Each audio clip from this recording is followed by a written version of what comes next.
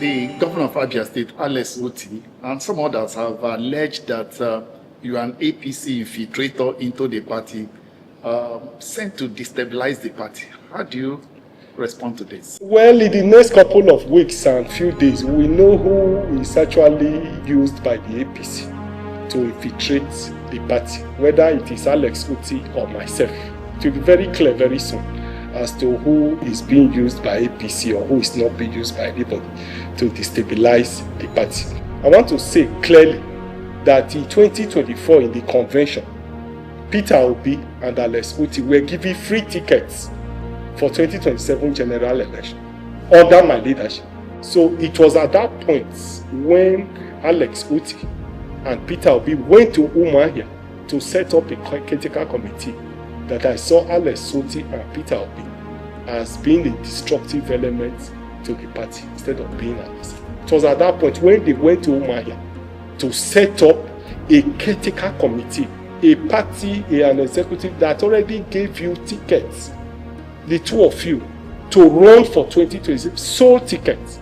I have thought that reasonable leaders would have built on that moment. No matter what may have been the grievances, no matter what people may have been saying, no matter what may have been the issue. Welcome to Naija on Filter, a symphony podcast. And our guest on today's edition of the program is the faction and national chairman of the Labour Party, Mr. Julius Abure.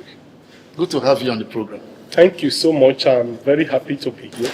I thank you for having me.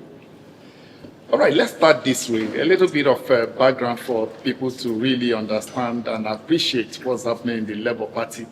The Federal High Court removed you. The Court of Appeal removed you and fined you 10 million for wasting judicial time. Meanwhile, INEC has recognized Nenadi Usman. So, by what authority are you still moving as the national chairman of Labour Party? Well, I wish to make it very clear that we are on appeal. I have filed my notice of appeal, and we are waiting for date for compilation of records, and then we'll properly be in the court of in the Supreme Court. You recall that the Federal High Court had earlier pronounced me as the national chairman of Labour Party. It was also affirmed by the Court of Appeal. And Nenadi Usman then appealed to the Supreme Court and said it was an internal affair of the party, that the two courts were wrong to have pronounced me as national chairman of the party. The Supreme Court said yes, issues of leadership are internal affair of the party, and therefore you people should resolve your issues. And so I have been functioning as national chairman of the party on that capacity until January this year, when Nenadi Usman went back to court and started relitigating all over. And ironically, paradoxically too, the Federal High Court pronounced her as chairman, and regrettably it was affirmed by the Court of Appeal. And so we have appealed that judgment, and that's where we are. And the Electoral Act made it categorically clear that for persons to be able to bring pre-election matter, you must have participated in the processes of the primaries, of all the processes leading to nomination of candidates. And everybody is aware in Nigeria that I am the Labour Party personified. I'm the symbol of the party that is known. Who built the party was there over the years. And therefore, we have huge following, huge followers. People want to run the election who believe very strongly that there was injustice that was done, and that this is where the party is. And to that extent, they want to run the election because we believe very strongly that the illegality, the injustice that have taken place, perpetuated, where one man, because he's governor, we just appoint people, pick people, and appoint them as caretaker committee. We believe that the Supreme Court will not allow that impunity to happen.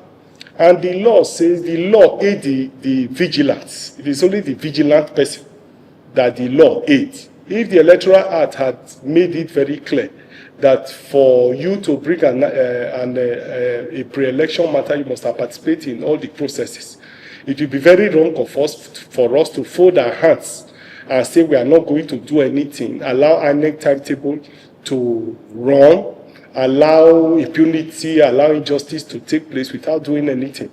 So it is to this extent we are participating in the processes and doing what we need to do. And in addition, the Nana de Usman Co.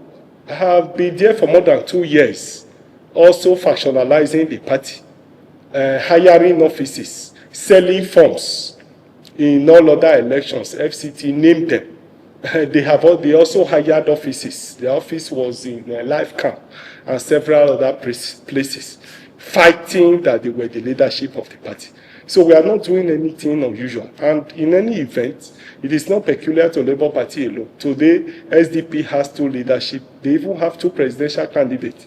Even the ADC itself also factionalized. They are also selling forms and doing their own thing. The 2 groups. Even the PDP, the Turaki group and the other group are doing their thing. In any event, I need to make it categorically clear that, as was speculated by Nana de Usman Co., we are not selling forms. I must say here that we try to project and make Labour Party to be different, because we believe that Labour Party is a party for the artisans, it's a party for labourers, it's a party for artisans, it's a party for the poor people. And therefore, along the line of that philosophy, to make partisan politics different, to make it seamless for people who may not have deep pockets, who may not be money back, to be able to participate in partisan politics seamlessly. In 2022 and 2023 general election, we gave forms free to people along the philosophy of my leadership. And that's why in the history of the country, the history of partisan politics in Nigeria, Okada rider won election to the House of Representatives. Bus drivers, palm kernel crushers, artisans won election into the Federal House and into the state houses of assembly. It was because of the ideology and philosophy of the party under my leadership. The philosophy of Labour is well known all over the world. It's a brand, it's known all over the place. But the drivers of the process matter a lot. And so under my leadership, we were able to break even and achieve that because of those of us who were saddled with the leadership of the party. And you recall that in January this year, we also made it clear that we are going to encourage the vulnerable members in our society, the youth, women, and even the physically challenged, that we are going to give them free forms in the 2027 general election. But they have to participate in our mentorship program and all of that, leadership mentorship program and so on. And these programs have been on, and we already train people who are ready to run for election. And so since we have gone to Supreme Court, and the Electoral Act says you must have participated in all the processes, we want to lay the foundation. If you look at the recent thinking of the Supreme Court have been very, very vehement, very, very categorical that issues of party leadership are internal affair of the party. So we believe that the injustice, the impunity, the gangsterism, the rascality that Nana de Usman and the governor of Abure State, Alex Ottis, is exhibiting can never stand before the Supreme Court. And so we don't want to be caught napping. And that's why we are doing what we are doing. And it's permissible, it's a democratic process, it's a process that is open, it's free. And I believe that at the end of the day, justice will be done and will be justified at the end of the day. For the sake of argument, assuming the Supreme Court rules against you, those who are buying forms now, what will be their fate? I have said it clearly that we are not selling forms. Sorry. All our forms forms are distributed free of charge. Of course, they know that whatever the Supreme Court says will, of course, be final. They are aware of it. My followers are well educated, well enlightened, very articulate. They appreciate all the dynamism involved in all of this. And moreover, it's free. We are not collecting money from anybody. And so they know what is there. And even those who are buying from Nana the Usman stands more risk than people we are giving from. Because under the doctrine of lis pendis, if you go and whatever you've done, when there's a pendency of a suit, you know you are doing it at your risk. So it's very obvious that both those buying from Nanaji and even those who are getting free from knows the doctrine of lis pendis, that once the decision can go in that way and anything can happen. So it's a risk on both sides. She is alleging, even though you've made it clear that the party is distributing forms free in line with the philosophy, but they are alleging and they have petitioned the IG and DSS that you are selling forms. How do you react to that allegation? Well, I want to say it very clearly that the Nana the Usman group are the most fearful people I've ever seen. They try to use their illegality. They try to use legal means to concretize their illegality. And that's what they tried to do with the Federal High Court and the Court of Appeal supporting it. I wonder where factions in the party have become a matter before the police. In any event, because of the way the country is, she's actually boasting, she has boasted everywhere that she has the police, she has the DSX, and that she can give instruction even to anybody within that organization, and that they will carry it out. I'm not surprised that she's boasting along that line, because the Nigerian police was actually used to forcefully take over our office. You will recall that when they got the Federal High Court judgment, one would have expected, as is the norm, that they should have waited till we get to the final destination before coming to the office. But they were aided by the police to take over the office that we hired, the office that was duly ours. But because we are law-abiding citizens and because we believe in the legal process, we didn't want to fight, we didn't want to cause chaos. We decided to let it go and follow our issues the legal way. So, but I want to believe that on this one, no matter how she's boasting, no matter what she says, I want to see what the police will do. Whether the police will criminalize factionalization in the party. If they have not done so in PDP, they have not done so in ADC, they have not done so in SDP, I wonder why they will come and do it in Labour Party. So I'm watching, I'm ready.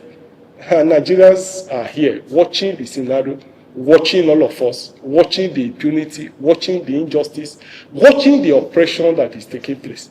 So I'm watching, but I believe that the Nigerian police will not degenerate to that level. I don't think they will degenerate to that level, but I'm watching, I'm waiting.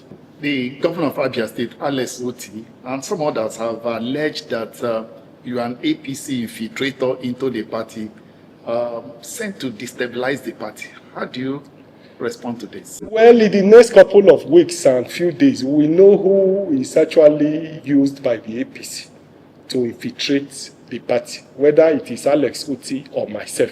It will be very clear very soon as to who is being used by APC or who is not being used by anybody to destabilize the party.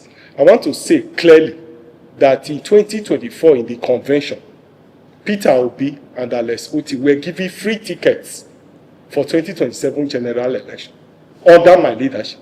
2023? In 2024. Okay.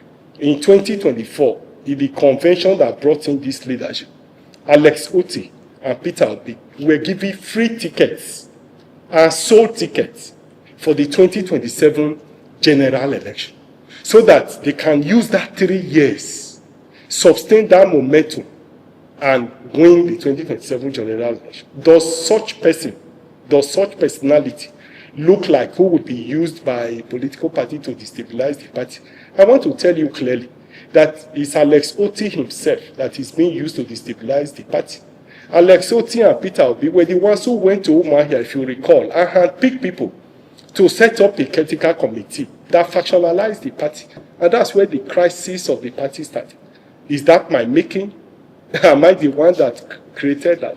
So the monster that have affected the party was actually created by Alex Ottis and followed by Peter Obi, as you can see. So I'm not being used in any. I'm only defending myself. You will recall that I have spent years in the party, building it, arranging the party, looking for people of like minds to come and run in the party. And that was how we brought people like Alex Ottis and co, believing that they will be able to change the trajectory of the party. And indeed, we did in 2023.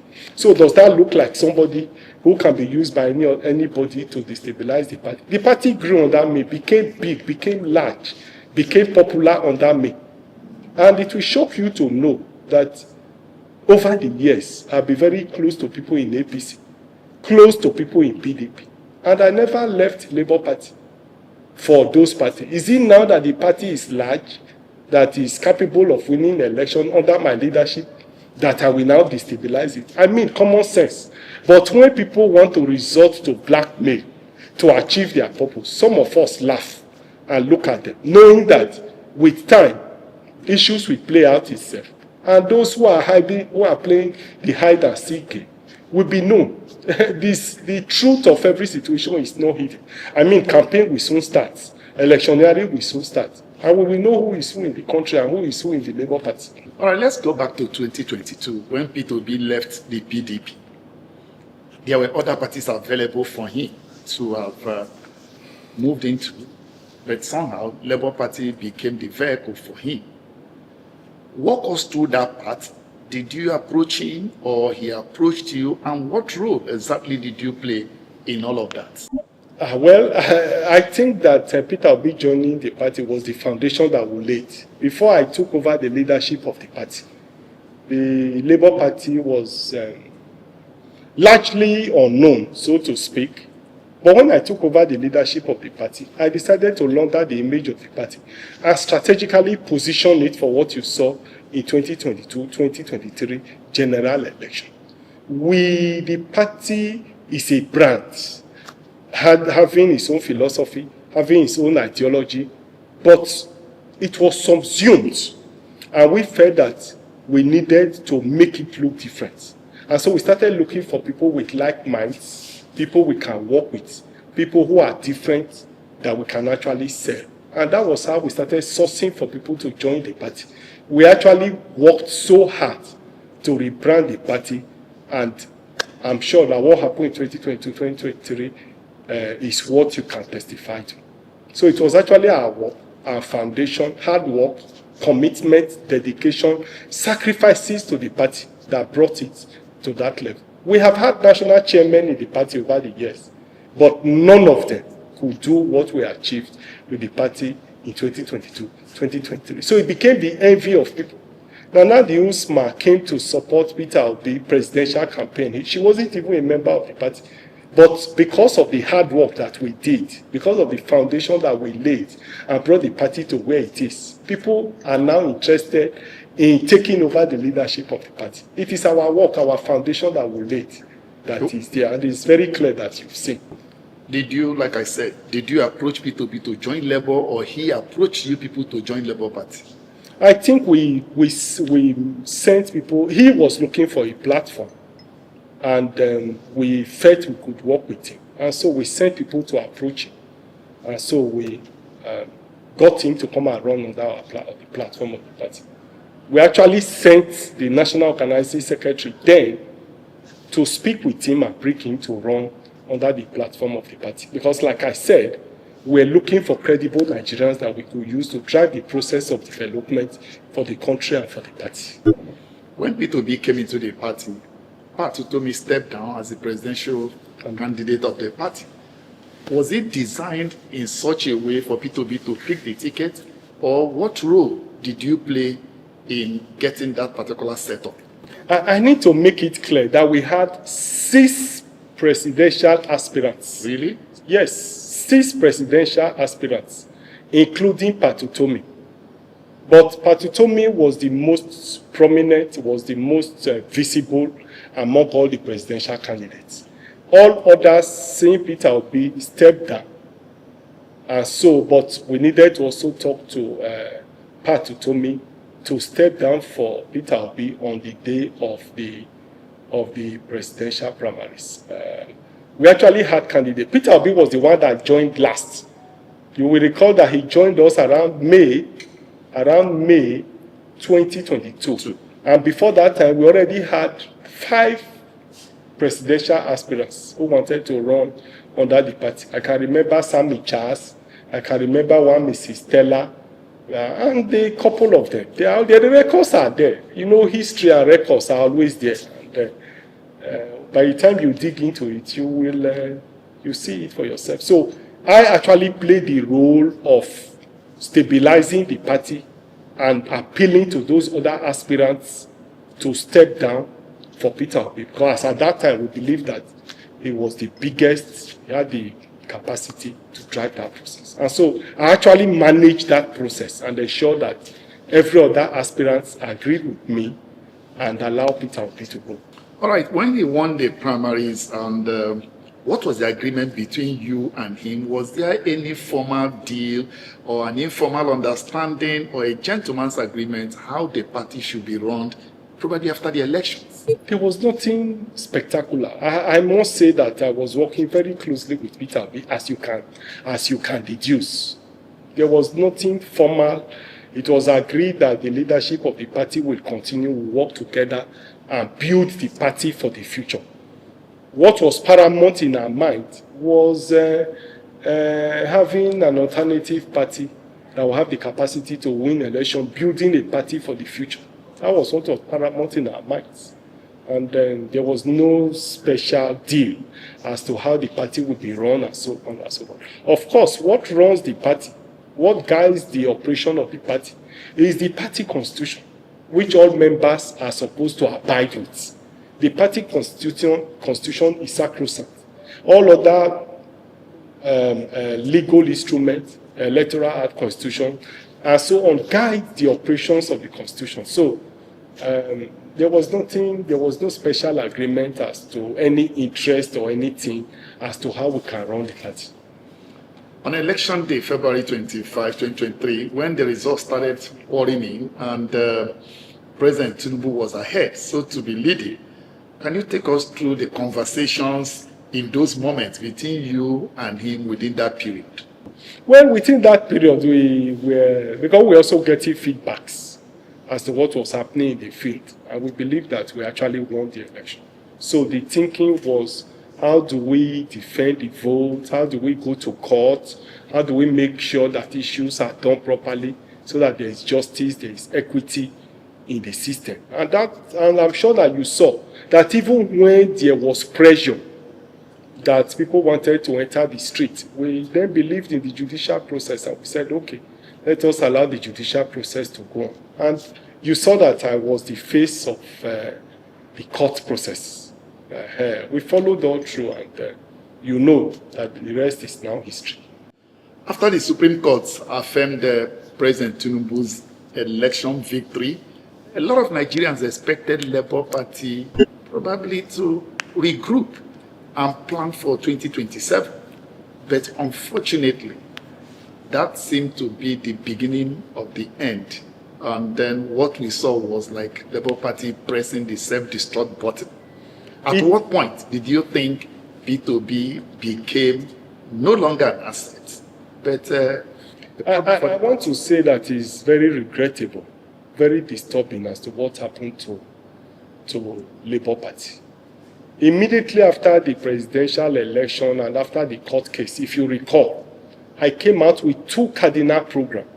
First, I concluded that we needed a varied political education. First, to sustain the momentum of Nigerians. And secondly, to continue to educate Nigerians on the need for them to defend their rights and keep the consciousness of the people. Because you need the people at all points to be able to achieve anything democratically.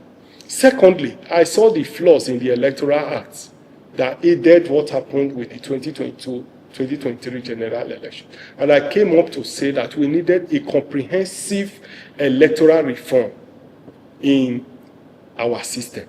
And I said, if you recall, go and check the video. January, you see those videos that I did. It was an elaborate press conference where we unveiled moving forward in Labour Party. And we talked about comprehensive reform of the electoral process, where we talked about amendment of the Electoral Act, the role of INEC, the role of the security agencies, and all of that. Our thinking was that if we're able to build on that momentum and take it from that time to this 2027, the chances of the party would have been brighter. And I was pursuing that. Ironically, people became hungry to capture the party, and the crisis started unabated, as you saw in the party, from one crisis into another crisis. And ironically, when INEC came in 2024 to say that tenure had expired, even when we had organized the convention in April, I had expected that Peter Obi and Alex Otti, who were the leaders of the party, to have teamed up with the leadership of the party to fight the injustice, knowing that it was a reprisal attack on the party. But what did they do? They went to Umuahia and divided the party into two, came up with this caretaker committee that eventually became the albatross that eventually almost destroyed the soul of the party. So it was at that point when Alex Otti and Peter Obi went to Umuahia to set up a caretaker committee that I saw Alex Otti and Peter Obi as being a destructive element to the party instead of being an asset. It was at that point when they went to Umuahia to set up a caretaker committee, a party, an executive that already gave you tickets, the two of you, to run for 2026, sold tickets. I have thought that reasonable leaders would have built on that moment. No matter what may have been the grievances, no matter what people may have been saying, no matter what may have been the issue, I probably thought that they would have done better by keeping the party together for 2027. I think it would have paid all sides better. Because you know the trajectory, moving from one place to the other and struggling and so on and so forth. And whether we like it or not, what you built for 3 years and what you are going to build for 8 months will not give you the same result. It may amount to what you did the first time. So, and when you adopt the same approach on a matter, you won't get a different result. So we had thought that if we had built the party for 3 years, it would have given a better result than what you are likely to have. What were the things that you didn't do that if given a different scenario, you think you would have done better? Probably Nigerians would have probably defended their vote more or something. I don't know. I think we did our best within the circumstances we found ourselves. You accused the P2B of becoming an anti-democratic after the 2023 election. What specifically did he do that made you call him anti-democratic? At the point they went to Umuahia to handpick people to become members of the National Caretaker Committee, I didn't see that as democratic. I probably thought he would have done better, because for somebody that we thought would have been different, somebody we believe in democracy, believe in due process, somebody who has quarreled with rascalism, quarreled with impunity, I didn't think it was proper to have gone to Umuahia to handpick people and call them National Working Committee, and then dissolve all structure of the party from national to wards. I think that was too undemocratic. I want to believe that even Tinubu, even Atiku, will not behave in that manner. And that team was the winning team. That was the team that led them into the 2023 general election, that produced a governor, produced 8 senators, produced 35 House of Rep members, and produced numerous State House of Assembly members. So going to one here to say you sack everybody and set up a caretaker committee because INEC has said so was highly undemocratic. And I felt that that was too much. That was not fair. It was morally wrong. It was legally wrong. It was wrong in all its ramifications. And didn't represent what we have portrayed them to be. Let's look at how did you feel when members of those who won on the platform of Labour Party were just defecting, moving from people who wouldn't have had the opportunity, but cashed in on the momentum of Labour Party in 2023, got to the National Assembly, got to the State House of Assembly. When they started defecting, how did you feel? And why were you helpless, so to say? Well, I wasn't really helpless, but I must say it was very regrettable. It was very painful. I felt highly betrayed because I had thoughts. I had a lot of opportunity personally as the national chairman of the party to have made fortunes for myself and the family. But because we believe in the philosophy of a new country, a new brand of politics, new faces in the political space, because most of the people that won were young people. They were also people who were new in politics.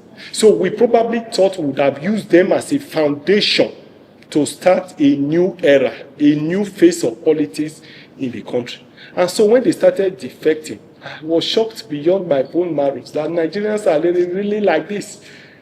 And it took me back to the philosophy I used to jettison, that leadership is a reflection of the people, that you can't bring people from the moon to come and lead the people. There are people who lead are the reflection of people. So I was thinking, it means that, so Nigerians are like this, so we can't have Nigerians with dignity, What even shocked me was that immediately they won into the House, instead of forced to the 35 or 8 to be a monolithic voice in the House, they started running after the APC members and were bringing APC members to me to support for the leadership of the party, my own members. And it was very regrettable. And after that, don't forget that when they approved the sum of, is it 100 million, 100 and something million for the vehicles, the party stated that they should not take those vehicles. They should start by defending the party and say no to it. Some of my members responded to me that the vehicle was for them to carry out an assignment. And that's where my disappointment started. I had thought that we would have a meeting, consolidate the 35, consolidate the 8 with the governor and OT and the presidential candidate together, begin to build. After all, Tinubu started as a state governor and started expanded, and took over the country. Today he's president. So I had expected that with one governor, 35 House of Rep, 35 House of Rep and 8 senators would have been enough to lay a foundation for a new political philosophy, a new political ideology that is people-driven, that would have been a dominant voice. Don't get me wrong. Majority will always have their way, but the minority would have their say. So what I expected of the 35 and the 8 is not to have majority in the house, but to have a voice. And I want to believe that a governor, 8 senators, 35 rep was enough voice to have made a difference in the country. Bola Ahmed Tinubu, with due respect to him, was one voice in Lagos, and today he's president of the country. PDP never rested with that one voice, and today they have taken over. But in our own case, we find that people who suddenly started flirting with APC and even joined INEC to decimate the leadership of the party. Immediately INEC said tenure had expired, they were all clamoring to share the leadership of the end of the year. Peter Obi wanted chairman, Alex Otti wanted secretary, and so they destroyed the party. And ironically, when they went to Umuahia to set up the critical committee, INEC refused to recognize it. That's the paradox, that's the irony of it. So at the end of the day, what they wanted to achieve failed woefully. and you know them. You are a journalist. You know the history. You know everything that played out. Okay, I will return to that. I will return to what do you think was responsible for that push to sack the National Working Committee? But let me return to the National Assembly. Defection. And when people win on the platform of a party and just midway they dump the party, what do you think is the weakness in our electoral acts that cannot make it possible that if you defect, you lose your seat automatically and go and try popularity test again? I don't think it's a matter of law. I think it's a matter of the practitioners. Well, it could also be related to law, but in practice, it is not being defended. For instance, the law says the speaker or the presiding officer has to declare the seat vacant for it to be contested. But it's like giving somebody one thing with one hand and taking it with another hand, because the ruling party will usually produce the presiding officers. And in most cases, those defecting from the party with the minority will always defect to the ruling party.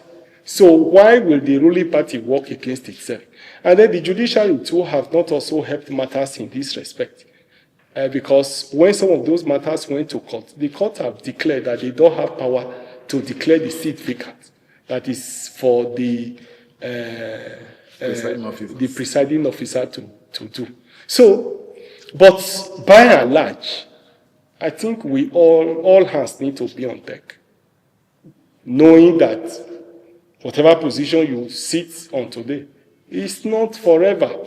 I mean, those people who, a lot of these legislators who amended the 2022 Electoral Act, that you can't, after submitting the register, you can't move to another political party. We're all caught in the web.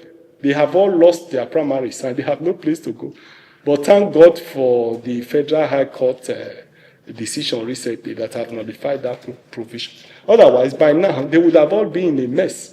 And they made it themselves. They wrote it and signed it. And the law started with them. So I think that when we are in office, we should allow patriotism, we should allow national interest to drive our actions rather than pecuniary benefit and what we can get is immediate. So allowing people to defect from one party to another party is not helping our democracy. It's not helping the growth and development of multi-party system in Nigeria. Because usually, who are the people that lost their members? They are the minority parties. People hardly leave the ruling party for the minority party. So in other words, when you encourage that kind of arrangement, you are reducing the scope of participation, and by that, killing multi-party democracy in the country. So I think that we need to look at our laws. We need to change our behavior. We need to allow national interest to override every other sectional, partisan interest that we have. That's how the country will grow. As we are going presently, where everybody is parochial, looking at your interest alone, instead of the interest of the country is the one that suffers.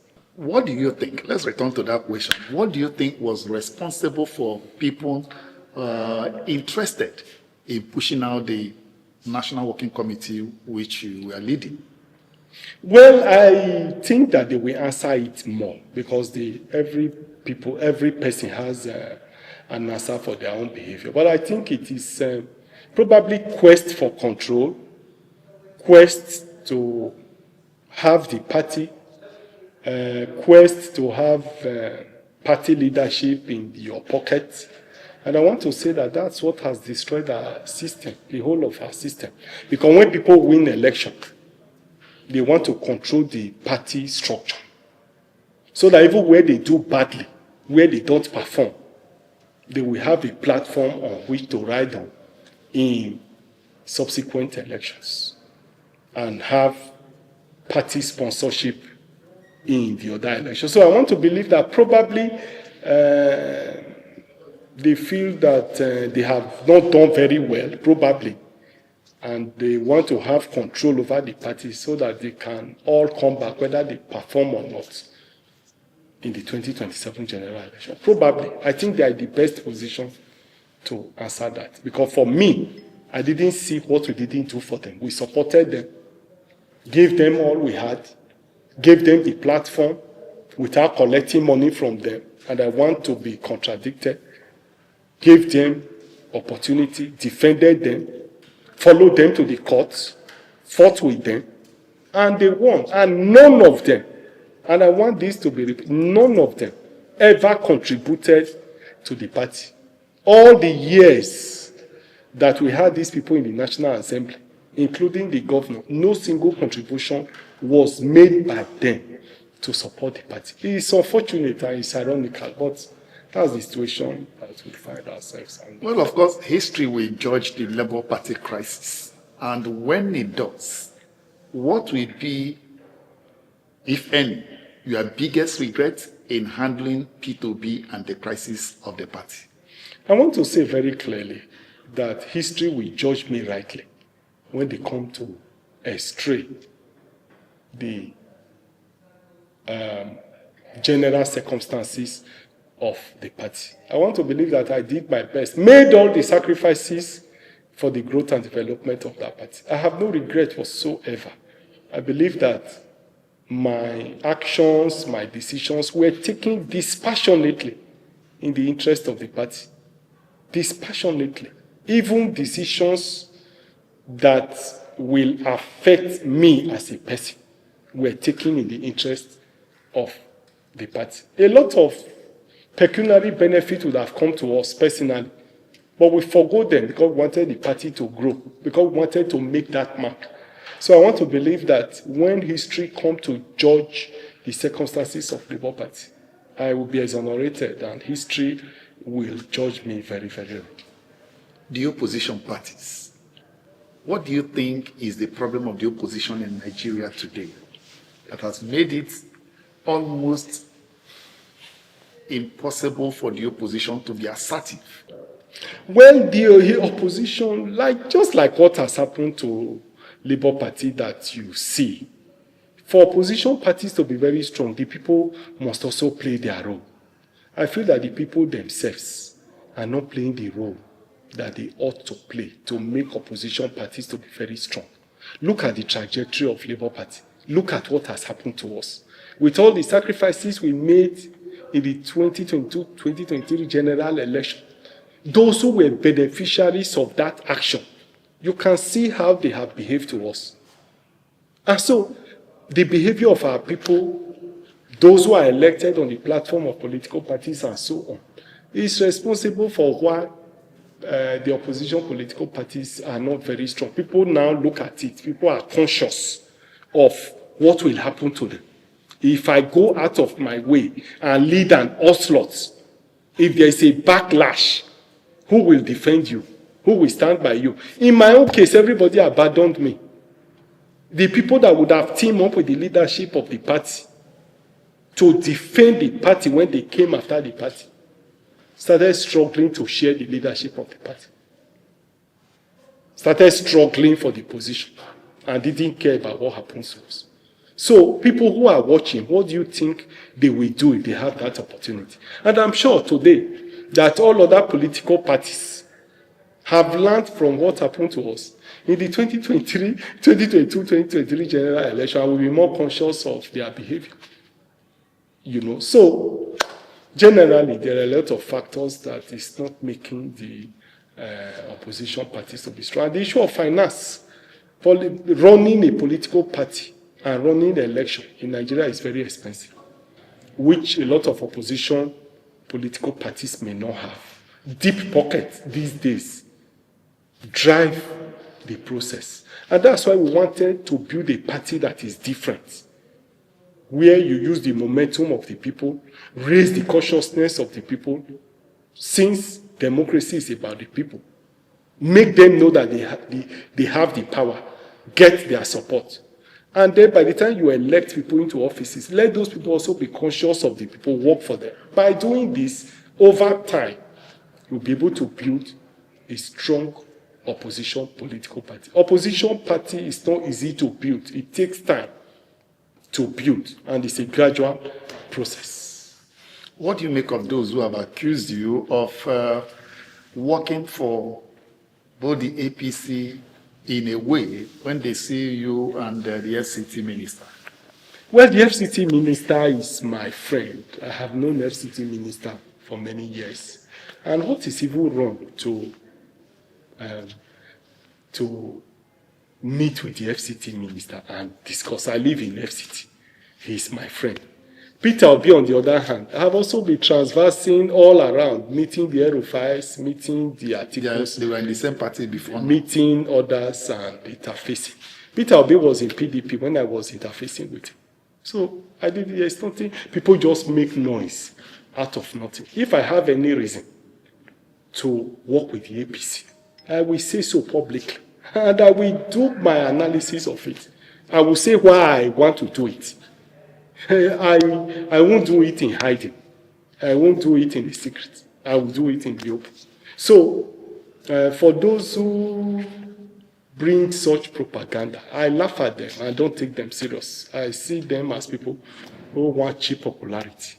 Of course, I do what I want to do. This APC government, what is one thing you think they've really not done well? And how would you assess them if you had to assess and rate? Well, the only thing I think they have not done properly is the issue of security. I think that they need to do more in the area of security. Life and property is very important. And I think that whatever it will cost them to defend life and properties, I think that they need to do more about it. In terms of the economy, I think they are not doing badly in the area of the economy, like people have said. The Nigerians seem not to be feeling the impact. Like our reserve is increasing, and so on and so forth. So they also need to work hard to see that such economic policies put food on the table for Nigerians. If you have one advice for them, what would that advice be? We appeal to them to take the issue of security seriously. Security of life and property is the principal purpose of government. So we appeal to the Commander-in-Chief to deploy more efforts in ensuring the safety of life and properties in Nigeria. As we wrap up, do you see the possibility of defeating Tinubu in 2027? Have you reflected on that, the possibility? And if yes, what is optimism anchored on? Well, I've not given it a serious thought, but in the political space, anything can happen. So let people go and work hard. They too should work hard. You know, in politics, everybody defends themselves. So the few months ahead of us will be very interesting. Thank you very much for obliging so us your time. We appreciate you. Thank you.